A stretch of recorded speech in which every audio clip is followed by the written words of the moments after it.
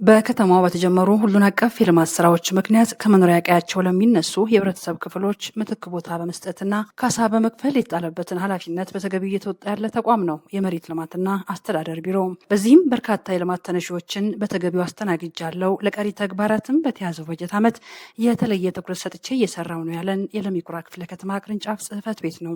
ክፍለ ከተማው ላይ ኦልሞስት ወደ 300 ሄክታር የሚሆን መሬት በማዘጋጀት ለ3334 ልማት ተነሺዎች ምትክ ቦታ እንዲዘጋጅ እና ልማት ተነሺዎችም ያለምንም ችግርና እንግልት አርሶ አደሮቹን በማወያየት ቦታቸውን እንዲረከቡ በማድረግ ከፍተኛ ሚና ተጫውቷል ማለት ነው።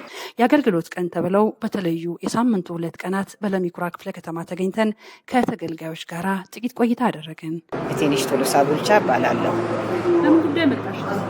እኔ በአርሶ አደር መብት ፈጠራ እዚህ ያስለካ ነውም ስላለ ጉዳያችንን መከታተል እዚህ ስላለብን እዚሁ መተን ነው የምንከታተለው። ጊዜ ሆነሽ በዚህ ጉዳይ መጣ ከጀመርሽ? መሬት ልኬቱ ከተካሄደ ወዲህ ወራቶቹን አልቆጠርኳቸውም እንጂ መሬት ልኬት ከተካሄደ ወዲህ ያስለካ ነው። እንደ ወረዳ 10 አቅመ ደካማ እናትም አለችኝ። የሁሉንም ጉዳይ ለመጠየቅ ሲባል እመጣለሁ።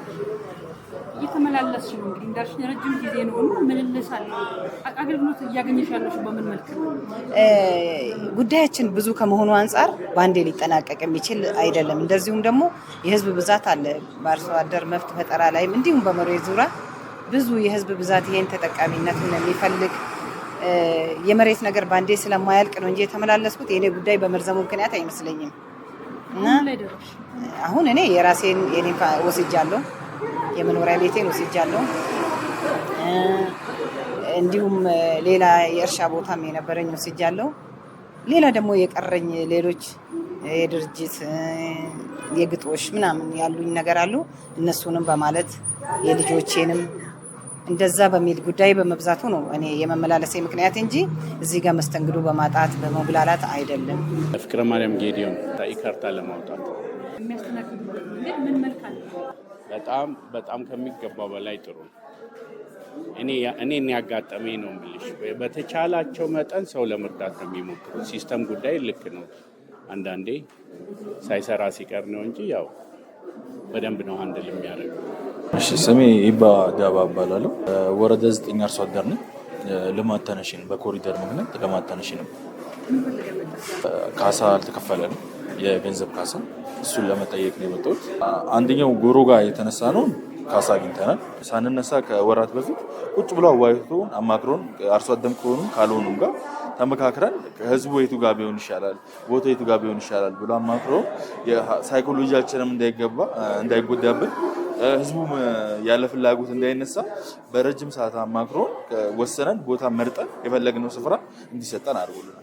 በቅርንጫፍ ጽህፈት ቤቱ የአገልግሎት አሰጣጥ በቀን የተገደበ አይደለም። እንደ ኃላፊው ገለጻ መሬትና አገልግሎቶች ክፍለ ከተማችን ቅርንጫፍ ጽህፈት ቤት ላይ ነው እየተሰጡ ያሉትና ካለውም የተገልጋይ ስፋትና ፍላጎት አንጻር በአርብና ሮብ ብቻ አስተናግደን ተገልጋዩ ማርካት አንችልም። ከሰኔ 5 ጀምሮ ቶታሊ ቅዳሜም እሑድም ተገልጋዩን እያስተናገድን ያለንበት ሁኔታ አለ። መረጃ እየሰጠን ያለንበት ሁኔታ አለ። ኢቭን ከኢንፎርሜሽን ማናጀር እስከ መጨረሻ አገልግሎቱን አግኝቶ እስከሚሄዱ ድረስ ሁሌም ባለሙያዎቻችን ወንበራቸው ላይ ተቀምጠው የሳይት ስራና የሳይት ቀጠሮ ከሌላቸው በስተቀር እስከ ምሽቱ 4 ሰዓትም አገልግሎት እየተሰጠ ያለንበት ሁኔታ ነው። በዛም አግባብ ነው እስከ ኦልሞስት ወደ 12000 አገልግሎት የሰጠ ነው ማለት ነው። እንደ መሬት ተቋም አገልግሎት የሚሰጠው በቴክኖሎጂ በመታገዝ ነው። በተለይ ደግሞ ክፍለ ከተማችን ላይ ወደ 64000 በላይ የሚሆኑ የይዞታ ፋይሎች አሉ። ከ55000 በላይ የሚሆኑ የሊዝ ፋይል አለ። ይህን ሁሉ ከስተመር የሚያስተናግደው በሲስተም ነው ማለት ነው። እንደ አጠቃላይ አገልግሎት 12000 በላይ ለሚሆኑ ተገልጋዮች አገልግሎት በሲስተም የሰጠበት ሁኔታ አለ ማለት ነው። በዚህ ጉዳይ ላይ የተገልጋዮችን አስተያየት ጠይቀናል። እንደ ድሮ ጉዳያችን በደብዳቤ በእጅ ተይዞ ፋይል በእጅ ተይዞ አንሄድም። ስማርት ኦፊስ አለ፣ በዚሁ ነው የሚላክልን ወደ ማዕከል። እንዲሁም ደግሞ ሌሎች መሬት አስተዳደር ስንመጣ ባለ ጉዳዩ ፊት ለፊት ቁጭ ካለ ባለሙያ ከተቀመጠበት መግባት ነው የማይቻለው። እዛ ባለሙያ ጋር መግባት አይቻልም። ሁለተኛ መሬቶች ጋር ቀረብ ብሎ የምንፈልገውን ነገር ይጠይቁናል። ከዛን ከጠየቅን በኋላ መልሳችን እናገኛለን። ይቺ ቤት ለመስራት እዚህ ወረዳ 10 ባለችው ጉዳይ ነው የምመላለሰው። ግን አንድ ቀን ፊት ነስተውኝ ምናምን አያውቁም። እኔ ያጋጠመኝን ነው የምናገረው። አንድ ሰው አይደለም እንዳለ ፍሎሩ ላይ ያሉት አለቃዎቹም ኮምፕሌን ብታረጊ ምን ብትይ የሚቀበሉ ናቸው። አሁን የመጣበት ጉዳይ ምን ላይ ደረሰ? እሱ አሁን ኦልሞስት እያለቀ ነው። በጣም እያለቀ ነው። እያገዙ ነው። እዚህም እዛም በጣም እያገዙ ነው። አሁን ወደ መሬት ዝግጅት ደርሷል። እኔ እንግዲህ ያጋጠመኝ እሑድ ቀን ተስተናግጃለሁ። ቅዳሜ ቀን እዚህ ቤት መጥቼ ተስተናግጃለሁ። ማታ 2 ሰዓት ከምሽቱ መጥቼ ተስተናግጃለሁ። ዛሬ ላይ ሆነው ትላንት አሉን በክፍለ ከተማው የነበረውን የመልካም አስተዳደር ችግር የኋሊት ተጉዘው ሲያስቃኙን። መሬት አግሎት ፈልጌ መጥቼ አላውቅም በግሌ ብለሽኛል። ስለ መሬት ምን ነበረ ተሰሚ የነበረው አንቺ ጉዳይ ኑሮሽ ከመምጣትሽ በፊት?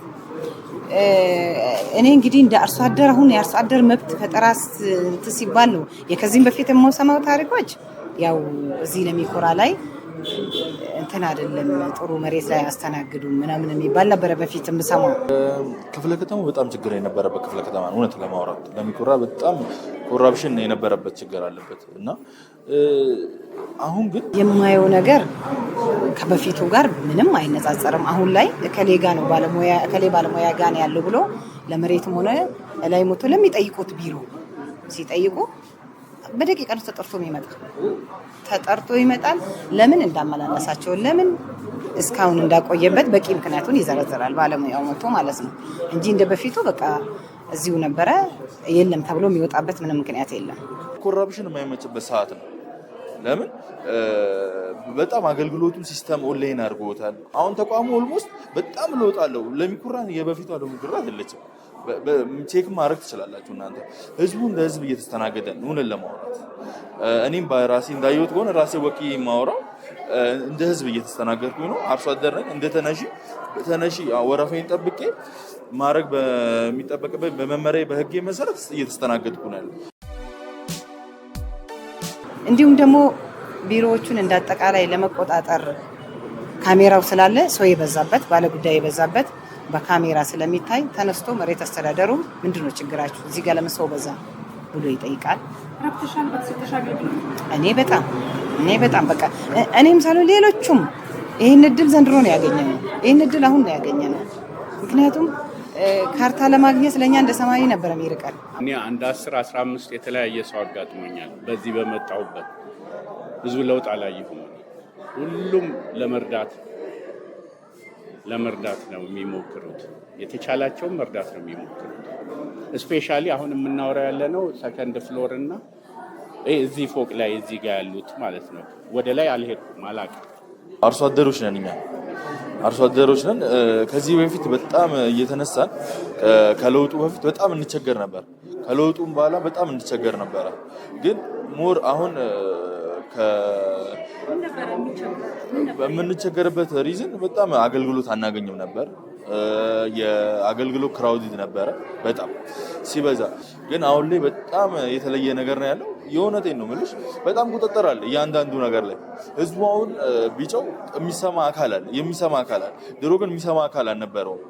የሚነሱ የመልካም አስተዳደር ችግሮችን ለመቅረፍ የተሰራው ስራ ለውጥ አምጥቷል። እንደ አቶ አበበ ገለጻም ከአገልግሎት አሰጣጥ ጋር ተያይዞ በጣም የመልካም አስተዳደር ችግር የሚነሳበት ሁኔታ አለ ማለት ነው። በ2017 እና በተለያየ ጊዜ የተለያየ ዲሲፕሊን ያለባቸውን ወደ 22 የሚሆኑ ሰራተኞችም ከክፍለ ከተማችንም ከተቋሙም እንዲወጡ የተደረገበት ሁኔታ አለ ማለት ነው። እንደ አጠቃላይ በቅንጅት ከክፍለ ከተማው አስተዳደር ጋር፣ ከመዝገባ ኤጀንሲ ጋር፣ ከፕላን ኮሚሽን ጋር ከቢሮውም ጭምር የሚመጡ ቅሬታዎችን ሳይውሉ ሳያድሩ እየተገመገመ መልስ እየተሰጠ የጩኸት ማዕከል የነበረው የክፍለ ከተማችን አሁን ላይ የተረጋጋ ሰው መጥቶ አገልግሎት አግኝቶ የሚሄድበት ቢያንስ ምላሽ አግኝቶ የሚሄድበት ክፍለ ከተማ በመሆኑ የተሻለ ስራ ሰርቷል በሚል እውቅናም ሽልማትም የተሰጠበት ሁኔታ አለ ማለት ነው። በበጀት ዓመቱ ትኩረት ከተሰጣቸው ተግባራት የካቢኔ ውሳኔና የካሳ ክፍያዎች ተጠቃሽ ሲሆኑ ተግባራቱን የእቅድ አካል አድርጎ በልዩ ሁኔታ በመምራት ከወዲሁ ምላሽ መስጠት መጀመሩን ከኃላፊው ገለጻ ለመረዳት ችለናል። ዘገባው በመሬት ልማትና አስተዳደር ቢሮ የኮሚኒኬሽን ጉዳዮች ዳይሬክቶሬት ነው።